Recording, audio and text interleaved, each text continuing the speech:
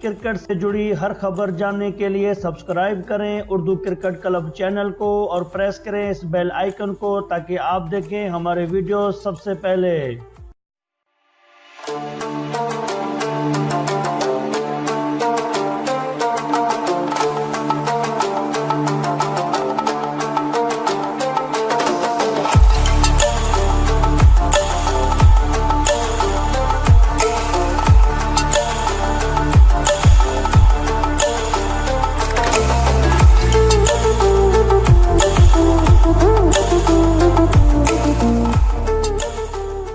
नाजरीन, जैसी करनी वैसी भरनी, अहमद शहजाद को अपने किए की सजा मिल गई। टेस्ट ओपनर अहमद शहजाद की खराब परफॉर्म और मुसलसल नाकामी के बाद उन्हें कौमी टीम से ड्रॉप करने का असूली फैसला कर लिया गया है। वेस्ट इंडीज के खिलाफ 3 T20 इंटरनेशनल मैचेस में अहमद शहजाद पाकिस्तान टीम का हिस्सा नहीं होंगे।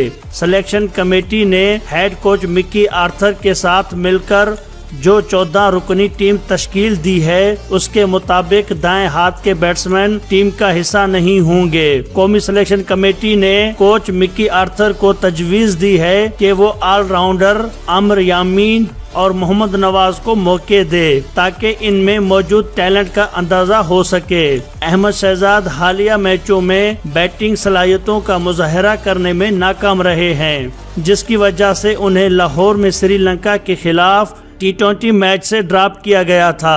अहमद शहजाद ने श्रीलंका के खिलाफ अबू ज़ैबी में खेले जाने वाले 2 T20 मैचेस में 27 और 22 रन्स बनाए थे, जबकि वनडे सीरीज में उन्होंने 0 और 8 रन्स बनाए थे।